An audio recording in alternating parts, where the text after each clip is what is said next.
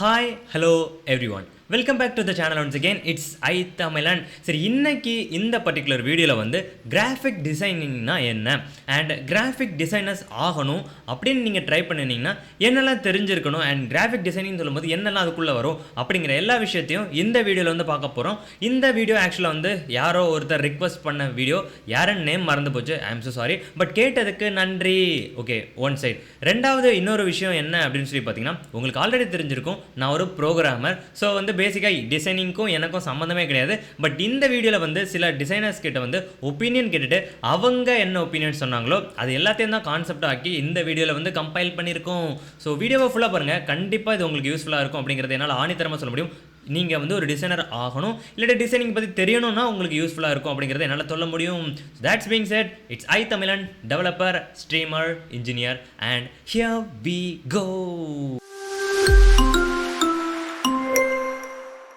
Okay, நம்மளாம் நிறைய இடத்துல மீம் பார்த்துருப்போம். என்ன மீம் பார்த்துருப்போம் அப்படின்னு சொல்லி பார்த்தீங்கன்னா, don't judge a book by its cover அப்படின்னு சொல்லி கேள்விப்பட்டிருப்போம். அதெல்லாம் சொல்லும்போது அந்த புக்கை டிசைன் பண்ண டிசைனர் இருக்கானே, அதாவது அந்த புக்கோட கவரை டிசைன் பண்ண டிசைனர் இருக்கானே, யூ மீன் அப்படிங்கிற மாதிரி ஒரு ஃபீல் தான் உங்களுக்கு இருக்கும். அதாவது பேசிக்காக எல்லா ஒரு ஆர்ட் ஒர்க்குக்கு பின்னாடியும் ஒரு டிசைனர் இருப்போம். நம்ம நார்மலாக சொல்லிட்டு போயிடும், don't judge book by its cover அப்படின்னு சொல்லிட்டு. பட் அந்த டிசைனருக்கு தான் தெரியும் அவன் எவ்வளோ கஷ்டப்பட்டு, வேதனைப்பட்டு, துக்கப்பட்டு, துயரப்பட்டு அந்த டிசைனை கிரியேட் பண்ணலாம் அப்படின்னு சொல்லிட்டு. ஸோ இந்த மாதிரி நம்ம அவாய்ட் பண்ணுற ஒவ்வொரு விஷயத்துக்கு பின்னாடியும் டிசைன் இருக்குது அப்படிங்கிறத தெரிஞ்சுக்கோங்க. நான் இப்போ உட்கார்ந்துருக்க அந்த சேரில் கூட ஒரு டிசைன் இருக்குது, இந்த கலரில் மெட்டீரியல் இருக்கணும், இந்த மெட்டீரியல் யூஸ் பண்ணணும் அப்படிங்கிற மாதிரி நிறைய டிசைனிங் ஒர்க் எல்லா மெட்டீரியல்ஸ்லையும் இருக்கும். ஒரு கம்ப்யூட்டராக இருந்தாலும் சரி, இல்லை நீங்கள் வாங்குற ஃபோனாக இருந்தாலும் சரி, அதுக்கு பின்னாடி நிறைய டிசைனர்ஸோட ஒர்க் இருக்குது அப்படிங்கிற விஷயத்தையும் தெரிஞ்சுக்கோங்க. சரி, இந்த வீடியோவில் வந்து நம்ம கிராஃபிக் டிசைனிங்கை பற்றி பார்க்க போகிறோம். கிராஃபிக் டிசைனிங்னு சொல்லும்போது இதுக்குள்ளே எக்கச்சக்கமான விஷயங்கள் வரும். ஃபார் எக்ஸாம்பிள், கேமிங் உள்ளே வரும், வெப் டிசைனிங் உள்ளே வரும், ஆப் டிசைனிங் உள்ளே வரும், அதுக்கப்புறம் டெஸ்க்டாப், இந்த கேட்டகரி எல்லாமே ஓகே ஃபைன். அதுக்கப்புறம் என்னெல்லாம் வரும் அப்படின்னு சொல்லி இந்த புக் டிசைனிங்லாம் இருக்குல்ல, இந்த புக்கு, இந்த பில் போர்டு டிசைன் பண்ணுறது, அதுக்கப்புறம் இந்த பப்ளிஷ்மெண்ட்னு சொல்லுற நியூஸ் பேப்பர் டிசைன் பண்ணுறது. ஸோ இப்படி இவ்வளோ செக்டர்ஸ்குள்ளே வந்தாச்சு.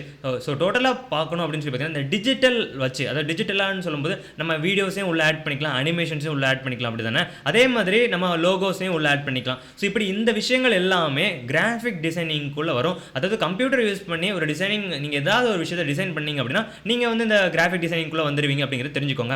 ஓகே, இப்போ டிசைனிங்னு சொல்லும்போது ஃபர்ஸ்ட் ஆஃப் ஆல் இந்த கேட்டகரிஸ் எல்லாம் சொல்லியாச்சு. ஃபர்ஸ்ட் கேமிங்னு சொல்லும்போது நீங்கள் கேமிங்கில், அதாவது ஒரு கேம் டிசைனர் ஆகணும் அப்படிங்கிற மாதிரி உங்களுக்கு ஒரு எண்ணம் இருந்துச்சு, இல்லாட்டி ஒரு பேஷன் இருந்துச்சு அப்படின்னா நீங்கள் படிக்க வேண்டிய விஷயங்கள் வந்து Unity engine or Unreal engine or maybe Chaos engine. So இதெல்லாம் பற்றி படிக்கலாம். இன்னும் நிறைய ஒரு ஹைடெக்கான இன்ஜின்ஸ் இருக்குது, பட் எனக்கு தெரிஞ்ச இன்ஜின்ஸ் இது 3 தான். ஓகே, ஸோ நீங்கள் தெரிஞ்சுக்க வேண்டிய விஷயம் என்ன அப்படின்னா, நீங்கள் ஏதாவது ஒரு இன்ஜினை சூஸ் பண்ண வேண்டியதாக இருக்கும். ஸோ யூனிட்டி இஸ் மோஸ்ட்லி ஃப்ரீன்னு நினைக்கிறேன். ஸோ நீங்கள் ட்ரை பண்ணி பார்க்கலாம். ஸோ இது வந்து கேம் சென்ட்ரிக்காக நீங்கள் போகிறதா இருந்தால்.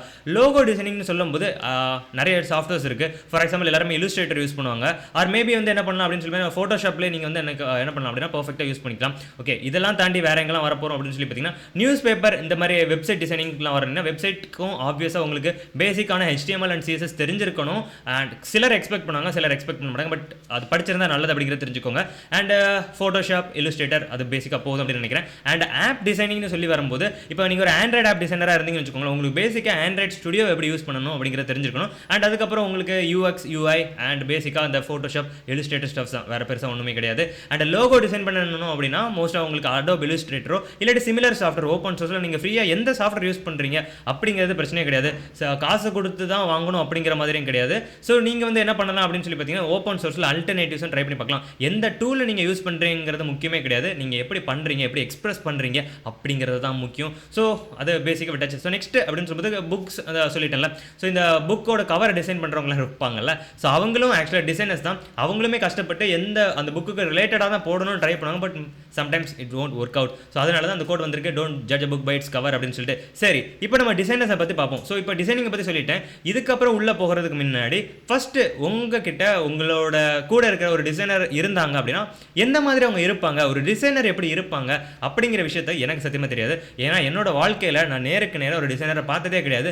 நாங்கள் நிறைய இடத்துல தேடி பார்த்தோம், பட் நேருக்கு நேராக நாங்கள் ஒரு டிசைனரை பார்த்ததே கிடையாது. ப்ரோக்ராமர்ஸ் நிறைய பேர் பார்த்துருக்கோம். சரி, இப்போ டிசைனருக்குன்னு சொல்லும்போது நாங்கள் ஜஸ்ட் ஜேஎஃப்சி அண்ட் எப்சிலான் இவங்க கிட்ட தான் நான் வந்து கேட்டேன். அவங்க தான் நம்மளோட லோகோவை டிசைன் பண்ணிட்டு இருக்காங்க அண்ட் நம்மளோட லோகோவோட அனிமேஷனையும் அவங்க தான் பண்ணிட்டு இருக்காங்க. ஸோ அவங்க கிட்ட தான் ஒப்பீனியன் கேட்டேன். அப்போ அவங்க சொன்னாங்க, நார்மலாக நீங்கள் வந்து ஒரு கடைக்கு போறீங்கன்னு வச்சுக்கோங்களேன், இட்லி சாப்பிட்ற ஒரு கடைக்கு போறீங்கன்னு வச்சுக்கோங்களேன், அந்த கடையில் போய் நீங்கள் இட்லியை வந்து நார்மலாக என்ன பண்ணுவோம்னா இட்லி வச்சிருப்போம், பக்கத்தில் சட்னி இருப்போம், சட்னி அப்படின்னு சொல்லிட்டு பக்கத்தில் சட்னி போட்டிருப்போம். ஸோ இந்த மாதிரி சாப்பிட்டீங்கன்னா நீங்கள் நார்மலான ஒரு பர்சன். பட் இதுவே நீங்கள் வந்துருந்துட்டு எனக்கு கரெக்டாக இந்த சட்னியில் இவ்வளோ வைங்க, இந்த சட்னியில் இவ்வளோ வைங்க அப்படின்னு சொல்லிட்டு ஒரு வித்தியாசமான ஒரு டிசைன் மாதிரி ஒரு விஷயம் கிரியேட் பண்ணிட்டு அதுக்கப்புறம் நீங்கள் சாப்பிட்டீங்க, நீங்கள் ஒரு டிசைனர் அப்படிங்கிற மாதிரி சொன்னாங்க. ஸோ இந்த மாதிரி பெக்யூலரான கேஸ் நான் பார்த்ததே கிடையாது. நான் சொல்லிட்டேன், ஆல்ரெடி நான் வந்து டிசைனரை பார்த்ததே கிடையாது. பட் கொஞ்சம் ரிலேட் பண்ணலாம் அப்படின்னு வச்சுக்கோங்க. எப்படி ரிலேட் பண்ணுறேன்னு பார்த்துக்கோங்க. இப்போ நான் வந்து ஒரு கம்ப்யூட்டர் கேமர், அது உங்களுக்கு ஆல்ரெடி தெரிஞ்சிருக்கும். ஸோ என்னோட கம்ப்யூட்டர் கேம்னு சொல்லும்போது என்னோட ரூம்மேட் பற்றி உங்களுக்கு தெரியும், சங்கரும் தூங்கிட்டு தான், ஐ மீன் ரூமில் தான் ஸ்டே பண்ணி தானே இருப்பான். ஸோ எப்படி காலையில் ஒரு வேக்கப்பான ஒரு சுச்சுவேஷன் வரும் அப்படின்னு சொல்லி பார்த்தீங்கன்னா, காலங்காத்தால இப்போ சப்போஸ் ரொம்ப ரேராக நான் தூங்காமலையோ இல்லை ரொம்ப சீக்கிரமாக ஏதோ ஒரு மிராக்கல் நடந்த காலங்காத்தில் ஒரு 6-7 மணிக்கு நான் முடிச்சிட்டேன்னு வச்சுக்கோங்களேன், கீபோர்டோட சவுண்ட் இருக்குல்ல, செரி எம்எக்ஸ் ப்ளூ அந்த ஐ மீன் அந்த செரி எம்எக்ஸ் ப்ளூவோட சவுண்டு கேட்டு ரொம்பவே அது சவுண்ட் அதிகமாக இருக்கும். ஸோ அதை கேட்டு முழிப்பாங்க. ஸோ ஒரு கேமர் இந்த மாதிரி உங்கள் வீட்டில் ஒரு கேமர் இருந்தானா அந்த கீபோர்ட் சவுண்டு கேட்டு நீங்கள் முடிச்சிருவீங்க அப்படிங்கிற மாதிரி சொல்லலாம். இந்த மாதிரி ஒரு டிசைனருக்குன்னு சொல்லி சில கிரைட்டீரியாஸ் இருக்குது. நார்மலாக டிசைன் பண்ணுறவங்க எப்படிலாம் இருப்பாங்க அப்படின்னு சொல்லி பார்த்து கேட்டேன். அப்போ அவங்க சொன்னாங்க, டிசைனராக இருக்கும்போது ரொம்பவே கொஞ்சம் வித்தியாசமாக இருப்பாங்க, கொஞ்சம் யூனிக்காக இருப்பாங்க. அது சிலருக்கு ரொம்பவே ஆக்வர்டாக இருக்கும். ஃபார் எக்ஸாம்பிள் சொல்ல போனால் ஒரு சிமிலர் லெவல், அதாவது ஒரு டிகிரி ஆஃப் ஓசிடி இருக்கும் அப்படிங்கிற மாதிரி அவங்க சொன்னாங்க.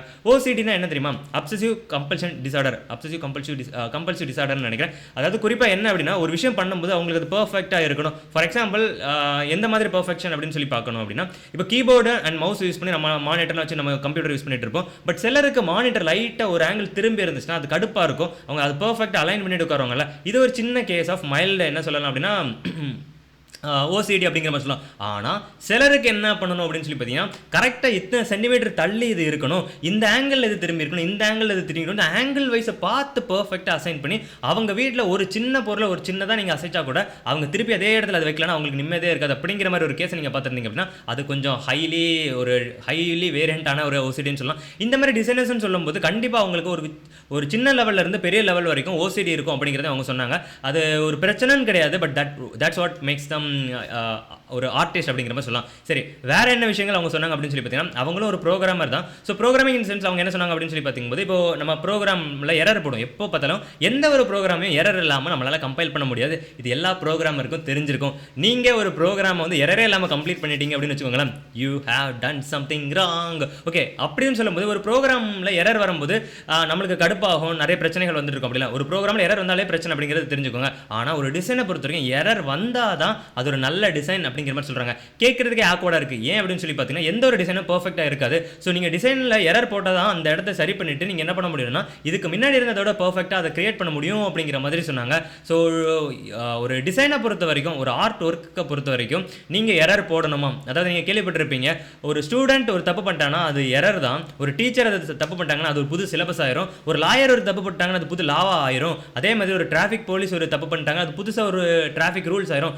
ஆனால் எப்போவுமே ஒரு ஸ்டூடெண்ட் பண்ணுற தப்பு கடைசி வரைக்கும் தப்பாக தான் இருந்துட்டு இருக்கும் அப்படிங்கிற மாதிரி சொல்கிறாங்க. கேள்விப்பட்டிருப்பீங்களா? அதே மாதிரி ஒரு ஆர்டிஸ்ட் ஒரு தப்பு பண்ணாங்கன்னா அது புதுசாக உள்ள ஒரு ஆர்ட் ஒர்க் அப்படிங்கிறதையும் தெரிஞ்சுக்கோங்க. ஸோ பேசிக்கான டிசைனர்ஸ் அப்படின்னு சொல்லும்போது உங்களுக்கு விடாமுயற்சி வேணும். ஏன்னு நான் உங்ககிட்ட சொல்லிடுறேன். நம்மளோட லோகோவை பற்றி பார்த்தீங்க, இப்போ லோகோ வந்து ஒன்று ரெடி பண்ணிட்டு இருக்காங்க. கிட்டத்தட்ட ஒரு மாசமாக நான் அவங்களோட உயிர் எடுத்துட்டு இருக்கேன். யார்? Just JFC and epsilon company, அந்த அவங்களோட உயிரை நான் எடுத்துட்டு இருக்கேன். எப்போவுமே என்னன்னா எனக்கு ஒரு சாட்டிஸ்ஃபேக்ஷன் வராது. இல்லை எனக்கு இது பிடிக்கல அப்படின்னு சொல்லிட்டு இருப்போம். இதே மாதிரி நீங்கள் ஒரு டிசைனர் ஆகிட்டீங்கன்னு வச்சுக்கோங்களேன், உங்களோட கிளைண்ட்ஸும் வந்து என்ன பண்ணுவாங்க அப்படின்னா, கண்டிப்பாக உங்களை வந்து நீங்கள் ஒரு ஸ்கோப்பில் இந்த டிசைன் வச்சிருப்பீங்க, அந்த டிசைன் வந்து உங்களுக்கு 100% பர்ஃபெக்ட் மாதிரி தெரியும். ஆனால் டிசைனரோட அந்த கிளைண்ட்ஸோட கண்ணுக்கு வெறும் 30% தான் தெரியும். ஸோ நீங்கள் என்ன பண்ணணும் அப்படின்னா, ஒன்று அவங்களோட ஸ்டாண்டர்டுக்கு இறங்கி போயிருந்து அதை இது பண்ணணும், இல்லாட்டி உங்களோட ஸ்டாண்டர்டுக்கு அவங்கள ரைஸ் பண்ணணும், இல்லைனா உங்களால் அந்த ப்ராடக்ட்டை விற்கவே முடியாது. ஸோ இந்த மாதிரி நிறைய விஷயங்கள் இருக்குது. ஆனால் லோகோ டிசைனிங் அண்ட் மற்ற ஸ்டெப்ஸுக்குலாம் உள்ளே வந்துட்டீங்க அப்படின்னு சொல்லி பார்க்கும்போது ஒரு சப்பையாக நீங்கள் ஒரு விஷயம் பண்ணி கொடுக்கும் போதும் அதை வந்து டிமாண்ட் அதிகமாக இருக்கும். ஃபார் எக்ஸாம்பிள் நீங்கள் நைக் லோகோலாம் கேள்விப்பட்டிருப்பீங்க. நைக் லோகோலாம் வெறும் $35 வாங்கினது